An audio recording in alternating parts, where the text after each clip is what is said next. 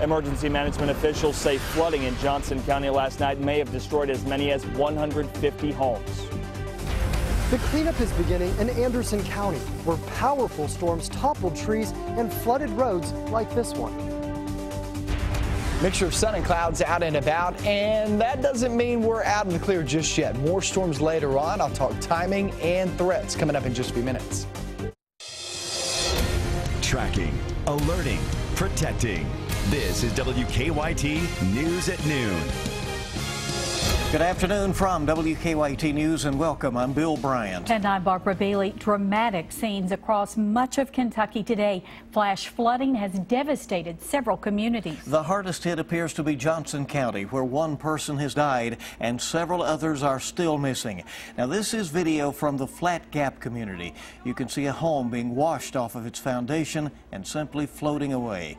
We'll have team coverage on the damage in just a minute, but let's get you up to date on the weather situation. On this first alert severe weather day, meteorologist Micah Harris is here. And boy, that was just an awful sight last night. Early this morning, seeing that video come into our newsroom. That's over in Johnson County in eastern Kentucky. Still trying to get some things cleaned up over there. And down south, we have still flash flood warnings. The reason being, well, there is a boundary right across the south that just isn't moving. This has sparked off a storm over Monticello at this very moment. Not moving that fast, Monticello, so heads up, some really heavy rain making way to high water here in the next hour or so. Whitley City, you are next in line along with Stearns here in the next 15 to about 30 minutes. And this tracks down toward the southeast.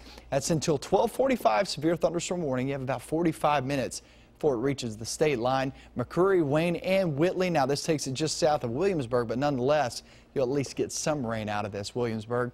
Just tracking back toward the east, there is a flash flood warning in effect for zones anywhere from the mountainous areas up through Barberville, hit Corbin, and all the way into Pulaski County. And that warning goes until 2 p.m.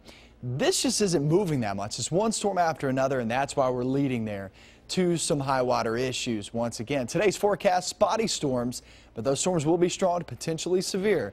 And I'll go over the timing on this and also how it's going to affect the rest of your day coming up in just a few minutes. All right, Micah, thank you. The dramatic situation is still unfolding right now in Johnson County, but the damage reports there are staggering. One person has died from the flash flooding, and state police say 7 people are still unaccounted for. That number is very fluid at the moment. Emergency crews have performed 50 water rescues in the last 24 hours. And at least 150 homes have been destroyed by the flooding, but hundreds more have been damaged. WKYT Sean Moody continues our first alert severe weather team coverage now with this report from Johnson County. Sean? Well, this is where Kentucky State Police are stopping people who are trying to get into the area. Flat Gap is about 8 miles or so up 172 there. Kentucky State Police, fire departments, and search and rescuers from 50 miles around, and about 47 soldiers from the Kentucky National Guard are here in Johnson County looking for those people who've been reported unaccounted for. That number's at 7 at last check, but state police say it fluctuates because as soon as they find some people, others are reported unaccounted for. The hardest hit area is Flat Gap. For the next few hours, rescuers will continue going through that area and trying to find anyone they can. State police said that water and debris were making things difficult. They say it'll take a few days to get a complete picture of how many homes have been destroyed. We've just got those first responders on the ground after that weather this morning, but I think we're going to get up in the neighborhood of at least 150. Now, we've got a photographer going through the damaged area with Kentucky State Police right now. We'll bring you that video a little bit later on. In Johnson County, Sean Moody, WKYT. All right, Sean, thank you. And there is a shelter that is set up for people who need it at the Paintsville Recreation Center. Barb? Cleanup is also underway in Rowan County today after high water flooded more than 60 homes there. A creek in the Hayes Crossing area crested, causing damage to homes and cars. And with a break from the rain at this noon hour, folks are using this time to survey the damage. WKYT's Sam Smith continues our top story team weather coverage with the latest on the cleanup efforts. Sam? We're along US 60 East near the Carter County line, where more than 60 homes were impacted by yesterday's flooding. There was a wide range of damage to homes here, ranging from homes being knocked off their foundations to homes with mud inside. Folks say water was so high, it was over the guardrails by the road, about 10 feet over the roadway, as high as this truck. In fact, someone needed to be rescued from the top of the truck. The flooding was so intense, cars were carried off driveways and into the creek. People say they've never seen the creek that high before. They say it turned into a river. So today, a lot of people are picking up the mess, airing out their homes and trying to figure out what to do next. We talked with the county's EMS director that had 3 vehicles swept away yesterday by the water. He says the most frightening part of all of this was not being able to get a hold of family members. And started trying to find my own family. And everybody's fine, everybody's okay, but it's, you know, as a rescuer, it's tough to do. And I still know I got community members that needed help too. So he's pretty tough. Now, one more example of the strength of yesterday's flooding. A piece of this driveway was washed away, exposing this pipe. Now, there was no reports of any injuries or loss of life following yesterday's flooding. In Rowan County, Sam Smith, WKYT. Sam, thank you. And there's a temporary shelter that's been opened at the Carl D. Perkins Center on Creighton-Jackson land in Moorhead. Well, flooding is also a major problem in Anderson County today. There were several high water rescues near Lawrenceburg this morning. One was near Benson Creek, another on Birdie Road at Highway 395, also one at Evanstroke Road. Strong winds in that area also toppled many trees as the storms rolled through. WKYT's Mark Barber spoke with a man who is struggling to clean up the damage. Mark? The crossing here at Rice Road in Anderson County is still impassable. Road crews say that this is just one of 8 roads that were flooded by those strong overnight storms. The high water trapped 3 drivers on the north end of the county early this morning.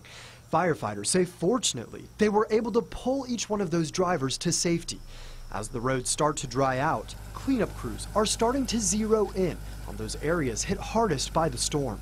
We found one of those areas after passing 4 Roses Distillery and a swollen river. There, on Rice Road, we threaded our way past fallen trees. The farther we went, the worse the damage. The trail of toppled trees finally led us to a crossing where muddy floodwaters were still sweeping across the road.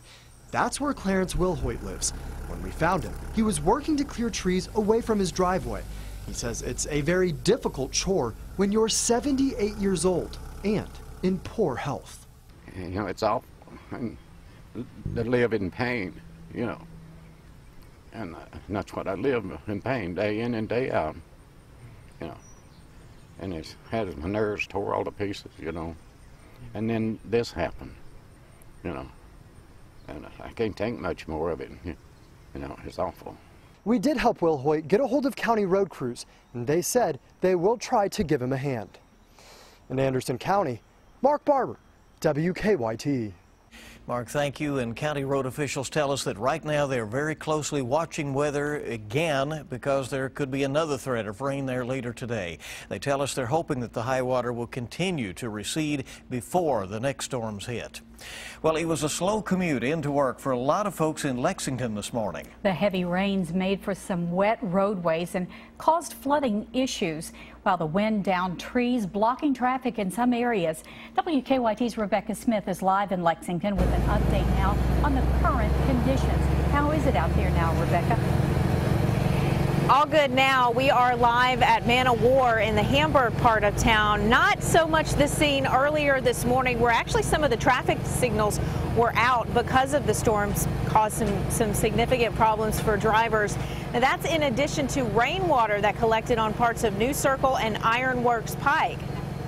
At Alumni near Yellowstone, there was a tree down in the road. Traffic was able to move around it, but it was nevertheless slow going. This car flipped on I-75 near mile marker 99. An eyewitness contacted police. And I just saw the car go off the road and the lights were facing the wrong way, so I stopped and he was climbing out of his car, so I just called 911. She's thankful she wasn't involved in the accident because she had her child with her. I doubt that my 4-year-old could walk away from such an accident like that without any injuries. So the weather definitely scares me a lot, and if I didn't have to be out, I wouldn't be out. Luckily, no one was hurt.